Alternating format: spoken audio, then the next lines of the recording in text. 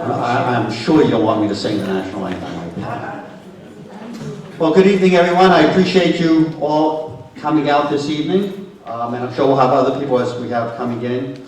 And I want to welcome you to a town hall conference, which is being sponsored by the Times Herald Record newspaper.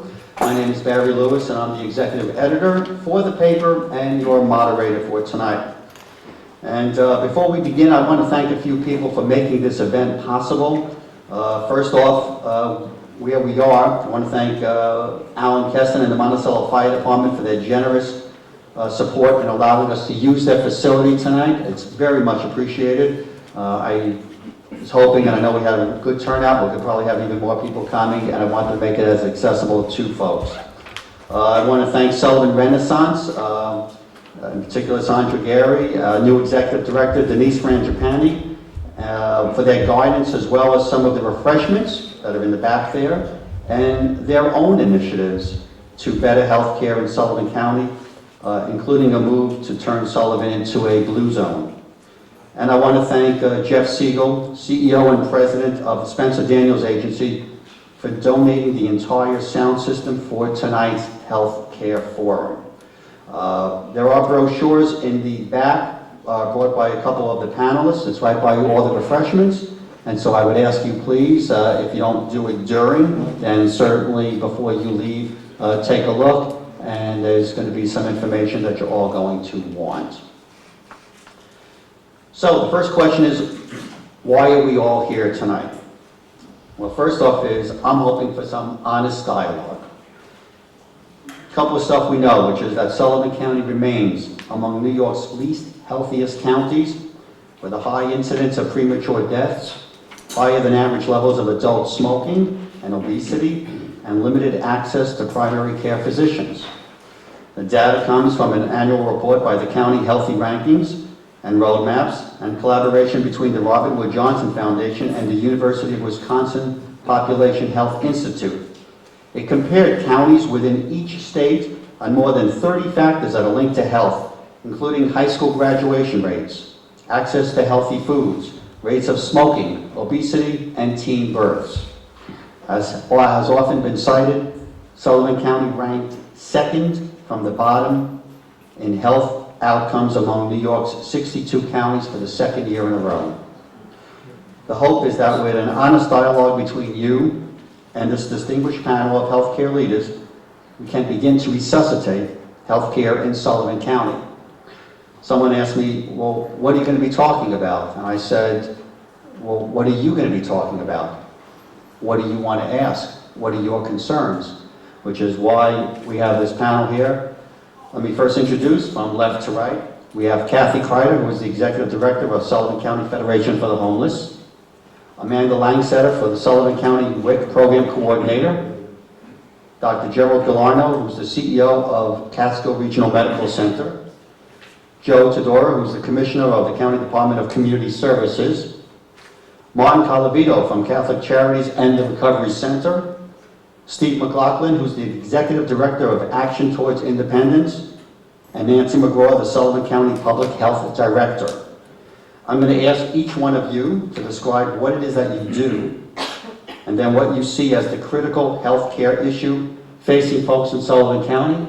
And after that, we're going to ask folks to raise your hands. We have someone coming around with a microphone, so this way everyone can hear your question, and we'll start the ball rolling. And again, the idea for tonight is we may not come up with all the answers, but these are the folks who are directly involved. These are the ones who can clear a lot of the red tape, answer some of the concerns, and if they can't, they know the people who can. So that's why we're all here, and hopefully we can get some answers. Kathy, we'll start with you. Well, thanks for having me here tonight. I appreciate it, and very humbled to be in this company. My name is Kathy Kreider. As you said, I am the director of the Sullivan County Federation for the Homeless. We are the only full-time soup kitchen in the county. We are open 5 days a week, serving breakfast and lunch, and we do takeout meals that people can take home with them. We have emergency pantry available at any time. We have a regular food pantry and a veterans pantry every other Friday. We have a housing program, specifically housing opportunities for people living with HIV or AIDS. We can assist with up to 21 weeks of either mortgage, rent, utilities, or a combination of those for folks in that situation. It's temporary assistance. We also have some undesignated funding that we try to assist anyone who might come through the door with the same types of issues. We do a Thanksgiving meal on Thanksgiving. We do a big Christmas Eve meal. We do case management. Pretty much all of that. We have a small clothing corner. We have a new initiative where we are working with a grant that we got through the county workforce development to have out-of-school youth working with a retired carpenter to create a line of furniture that we're going to, hopefully by the end of the program, these young people will come away with some skills, and we'll come away with a line of furniture that we get to sell and have some undesignated funding. We're always fundraising. That's what we do. And what's the critical health care issue? I have two, actually, but I'll make them short and sweet. One that is glaringly obvious to me as I go about my daily business at the Federation are folks who suffer from mental illness. We have a tremendous problem with that in this county. And I see Lori here from NAMI. I'm glad you're here. Homeless, let's see, 1/5 of the 610,000 homeless people across the USA suffer from some type of severe mental illness. There's a stigma attached to mental illness that makes it a huge barrier for people to access services that they might benefit from, not only to them but to their families and so on. They also, I have a few notes because I want to make sure I hit my points. They constrain hospital emergency rooms, as I'm sure Dr. Gallardo knows that, because that's someplace that they get sent, or to the jail. You know, I mean, the jails are burgeoning with folks who could be much better served if they were out here getting the services that they needed. The vast majority of folks who are incarcerated that have mental illness are not violent criminals. Historically, a lot of them have had, a lot of folks, especially if poverty is involved, which usually, I don't have a statistic on that, but I'm just basing that on my everyday observation, do not have the same type of health insurance for treating issues on the same level as, say, someone that has cancer. There's a disparity there in that coverage. And the problem lies in many severely mentally ill folks when it comes to housing are unable to access supportive housing and services. Again, going back to stigma and societal reasons. I'm not a mental health care professional. I feed people, I try to house them, I try to clothe them, but I have to say that we meet people where they're at the Federation, and we see a lot of folks who have come to know us as a safe place to be. It's an accepting, non-judgmental environment, but we lack the capacity to really give these folks the supports that they so desperately need. So that's my first issue.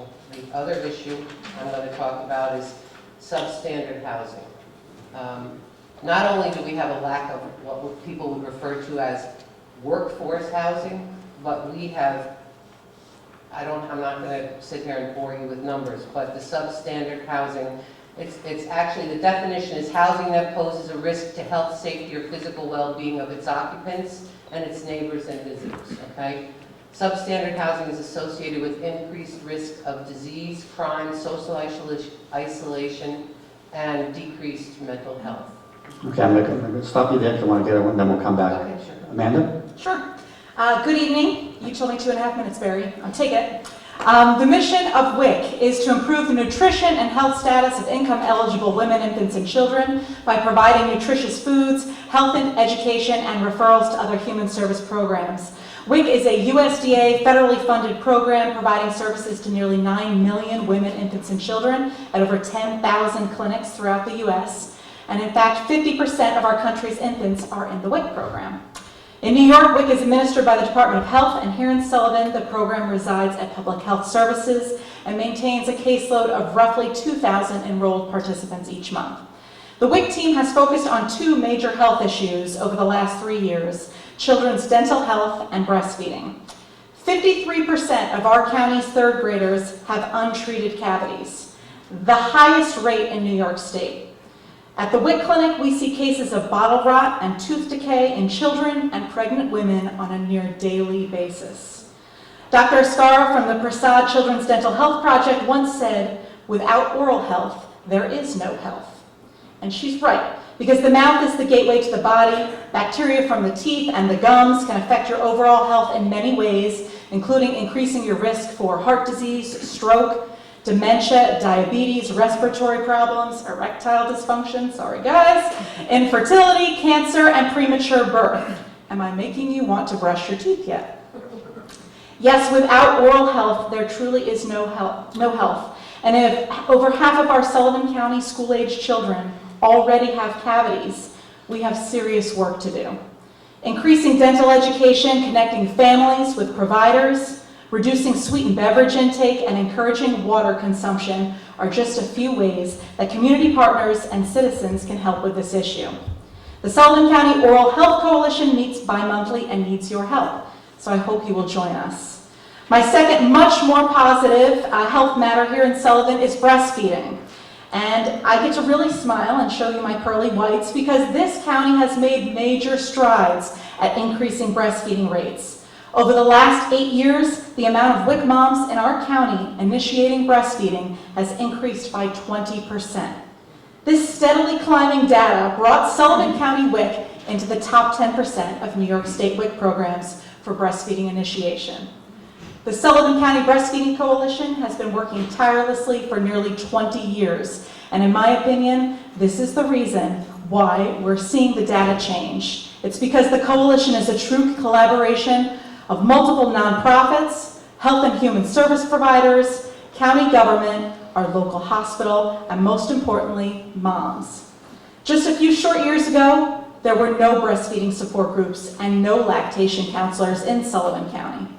We now have 3 active breastfeeding support groups and several lactation professionals in the county. Where we still need to make improvement is ensuring that new moms in our county have appropriate paid family medical leave and are provided appropriate time and space to pump breast milk when they return to work. If some of you are asking why is breastfeeding so critical to overall community health, then know this. Breastfeeding reduces a mother's risk of breast and ovarian cancer, diabetes, and postpartum depression. For babies, breastfeeding reduces the risk of obesity, asthma, respiratory and ear infections, diabetes, and SIDS. A third of breast milk is stem cells, the very cells that cancer patients are dying for every day. If 90% of women breastfed exclusively for 6 months, we would prevent over 1,000 infant deaths each year. And if money is what motivates you, it would save the U.S. $13 billion. As our Surgeon General stated, the debate is over about how important breastfeeding is. Now we simply have to remove the barriers that keep women from reaching their breastfeeding goals.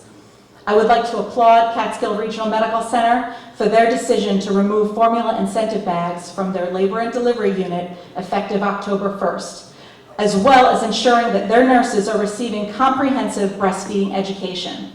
These changes, paired with that strong community network, are most definitely changing Sullivan County health one mom and one baby at a time. I invite all of you to get involved with either the Sullivan County Breastfeeding or the Sullivan County Oral Health Coalition, and I'll be happy to take your information to keep you in the loop on those coalitions after tonight's session. Thanks, Amanda.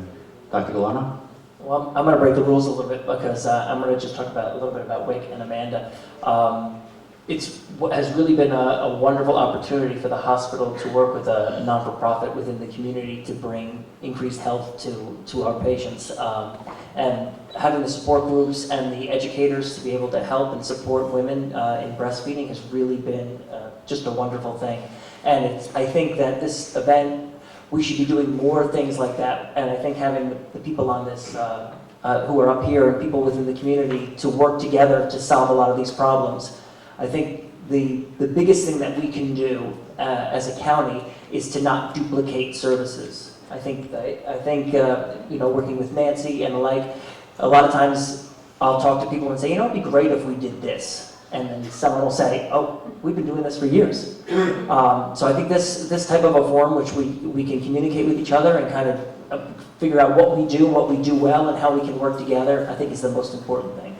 Obviously, the hospital takes care of the acutely ill, and we have both inpatient and outpatient services in multiple fields, OB, behavioral health, medical, surgical. We recently became a designated stroke center. We have worked with Orange Regional Medical Center for cardiac care. So we've been doing a lot. I think the two biggest issues that I would discuss is access to care, which is more than just having more doctors.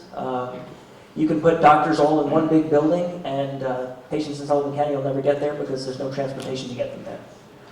You can give people free health care, but if they can't pay for the taxi to get to the services, they can't do anything. If you see the patient for free and you write them a prescription and they can't afford the medicine, they're not going to have those services. So access to care in all its forms is the most important. And obviously behavioral health and mental health issues, which lead to substance abuse and a lot of the other things that we've been talking about, is also a big issue, and one of the reasons why we have such significant poor healthcare indicators within the county. So. Thank you very much. Joe? Good, I get to use this mic too. Hi, my name is Joe Todora. I am the Commissioner of the Division of Health and Family Services for the county.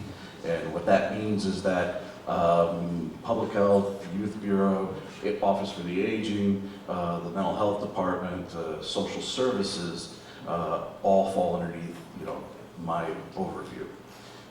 And I like to tell you that, one of the things that keeps me up at night is the abject poverty in our county, as well as some of our health ratings. The thing that lets me go to sleep at night are these wonderful people here at the dais with me and our partners in the community. Because the one thing that Sullivan County has going for it is that we have a wonderfully generous group of people who live in the county who would give you the shirt off their back if they could help somebody or an animal or whatever the cause may be. People turn out to help. That's a lovely, wonderful thing about Sullivan County, and I don't know that we talk about that enough. Now, I could bore you with healthcare redesign, okay, I'm going to go for it. One of the things that's driving us around access to care and our ability to get people to help, now is the Affordable Care Act. Now, you may call it Obamacare, call it whatever you'd like, but what we're starting to talk about and what's really happening now because of the federal legislation is we're starting to talk about population health. We're starting to talk about, the social determinants to health. Much like Kathy was talking about, housing is a social determinant to health. Access to care, social determinant to health. Poverty, social determinant of health. I can tell you that without good housing, with poverty, and lack of health insurance, your health outcomes are not good. And living in a rural county like we do, and across the state, these are the things that, the Affordable Care Act seeks to try to change. What does that mean for New York State? Well, under Governor Cuomo, we now have Medicaid redesign. We have the Delivery System Reform Incentive Program, which is called DSRIP, where the hospitals are joining with community partners to try to create a web of services to really address population health. Unfortunately, we're in a region where we're very small fish in a big pond. But we're all involved in trying to make sure that Sullivan County gets their fair share. There's a whole bunch of other acronyms that I could tie you up with. My issue is that Sullivan County has to be at the table, so not only do we get our fair share, but that we're able to assure that we create access to care.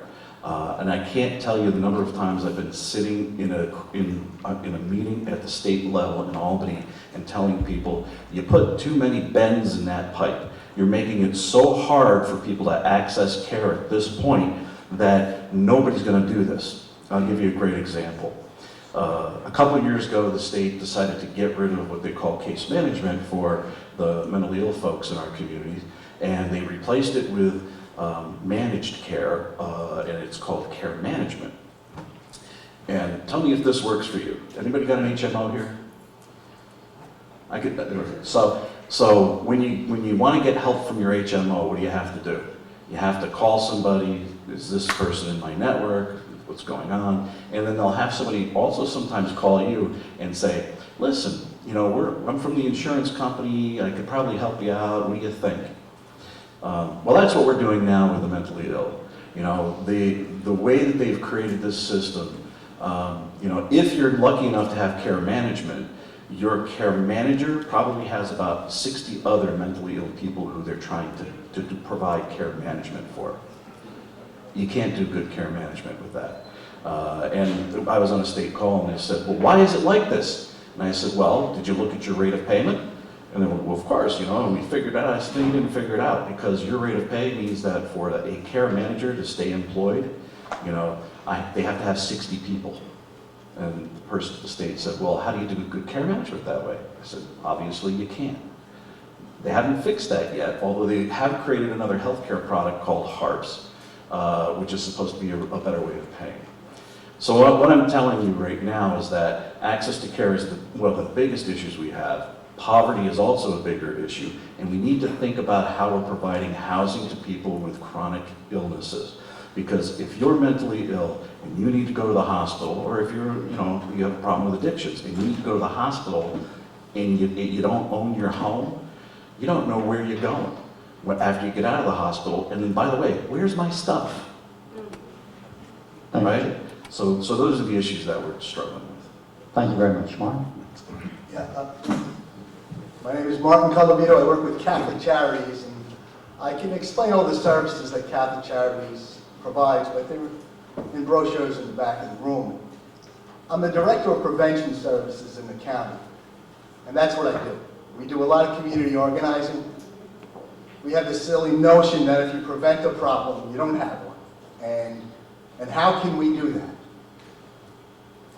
When I do outreach in Sullivan County and I'm walking the street and I see a young woman walking across an overpass with a baby carriage and a bag of clothes and holding a child in her arms, because the only thing that she can carry the bag in is the baby carriage, I can't shake that. And from a perspective of preventing something, what do? When my grandchildren come to my house, I move the hot pot away from the edge of the stove. I move it away from the edge of the counter because I don't want them to burn themselves. I want to prevent the problem before it starts. And somewhere along the line, communities suffer from the same diagnosis as individuals: trauma, depression, anxiety. And that notion of preventing something gets lost. And I think we live in a county that for a lot of years saw a lot of pain, saw a lot of bloodshed, saw a lot of poverty, saw a lot of different things that kind of desensitized us as a community. And what I do is say, hey, there's a human touch involved. There's something that we need to do to connect one another to a solution. The way we do it is one person at a time, day to day, and just connecting, physically touching somebody and letting them know that services exist, that the stuff these folks do at this table exists, and let us help you get there. That's what we're kind of charged with doing. I'm continually working with Nancy McGraw in regard to preventing problems before they happen. I'm continually having to rely on the other services at this table to treat the problems that are existing today. But we expand our paradigms to address the collateral issues that fuel these problems, that fuel these healthcare problems. And by doing so, by trying to make it a safer county, by trying to feed people, by trying to bring people to services that exist, we not only connect with people physically, spiritually, but we also start to change that paradigm. We also start to kind of peel the layers away from the trauma in the community. And one of the most important things I think we're charged with is recognizing that everybody is a stakeholder in this community. No matter what your color is, no matter what your culture is, no matter how old or how young you are, you belong here. And I cannot do what I do without you, and I cannot do what I do without these guys at this table. And it's important for me and everybody to understand we're in this together. And all the things that we want to see happen in this county rely on all of us, not just us at this table. So if anybody wants to be part of something that kind of allows us to step outside ourselves, we also develop coalitions. And these coalitions are not funded. These are driven by the heart and the stamina of young pups, older folks like me, who are willing to go out there and recognize that your children are my children. And that if we take care of all of us the same, if we give the attention that I would give my children to your children, we're going to be a healthier county because of that. So, that's what I am. Thank you very much. Steve? Good evening, everyone. I'm Steve McLaughlin, Executive Director of Action Toward Independence. Action Toward Independence, or also known as ATI, is what's known as a Center for Independent Living. And there are 41 centers for independent living around New York State and well over 400 around the country. And the purpose of centers for independent living, like ours, is to help people with disabilities live more independently in the community with full access and inclusion to the same kinds of things that all of us enjoy. Problem is, if you're a person with a disability, you often have an additional obstacle to participating in your community and to living as independently as possible. So one of the things that we do, and it's required by our federal regulation and state regulation, we hire people who have disabilities. They're people who have disability, have lived with disability, and have successfully managed that disability, and are now in a position to help other people do the same. Through that peer support, they are able to approach someone from a very different perspective than, say, if you're a doctor or a clinician or a professional. If you're somebody who's lived it, who's walked the walk, so to speak, and now you're there to support someone else and really let them tell us what they need to be able to live more independently, we can provide those supports. Those supports, there are a variety of services we provide. I won't go through a long list of them, but the core services are that peer support, helping people gain the skills that they need to live independently, independent living skills training, if you will. It's helping them with access to their homes, to the community. It can mean housing, transportation, employment, benefits, and it may mean, in some cases, it's how do I fix my vehicle so I can get a wheelchair onto it? How do I get in and get an apartment that's accessible? But more often than not, what we tend to be seeing in our community is people who, as many of our speakers have said, are struggling with disability. More often than not, it's a mental disability, frequently also a physical disability. Sometimes they're people who have a medical disability and are now struggling to learn how to live with that. But very often, a lot of the people who come to us are struggling with some kind of mental illness and potentially an addiction, or they're in the process of trying to recover from addiction and need ongoing support to be able to do that. If you're a person with a disability, what we find is that you tend to have a higher rate of unemployment, a higher rate of health problems, a higher rate of homelessness, problems with housing, problems with benefits, problems just with coping with everyday life. And if we can provide people with some of those social determinants of health that Joe referred to, that housing, the employment, the economic stability, and there's a number of things, the access to food, the access to health care, access to transportation so you can get to services and to shopping and to social connection. And that, by the way, is another vital piece that we try to provide. Social connection is very important to people's resilience, emotional resilience, knowing that they don't have to do this alone, that there's someone there who will support them. Just like Martin said, we need to do this together. So that's what we're seeing, and we see that people respond very well when there's someone reaching out to help them figure out how to get a house, how to get a job, prepare for a job, how to find a job online or through going to various sources in the community. If you can improve some of those social determinants, what we see is that wellness starts to follow. Thank you very much, Steve. Nancy? Good evening.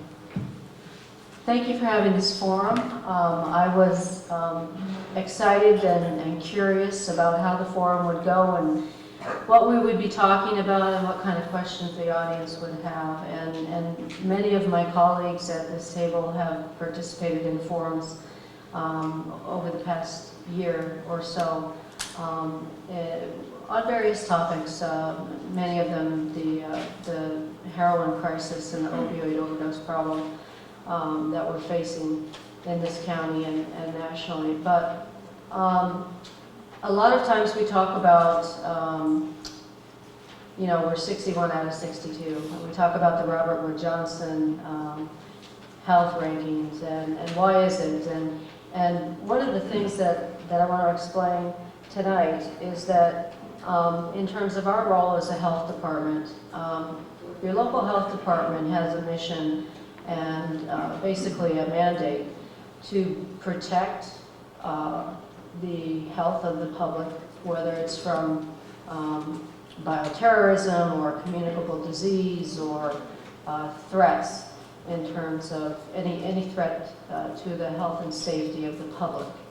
And another role is to promote health education, to promote wellness. And finally, but not at least, is to prevent. And that should be number one. A lot of times, as we've heard others say, prevention kind of takes a back seat because we're putting out fires and trying to take care of the crisis of the year or the week or the day. But prevention is often what's cut first when it comes to difficult economic times. But prevention can also go a long ways in terms of preventing future problems and ending up costing us a whole lot of money on the other end. For example, access to dental care. One person, for example, who has an abscess and goes to the emergency room and is uninsured is going to end up costing the system several hundred to thousands of dollars if they cannot afford to pay.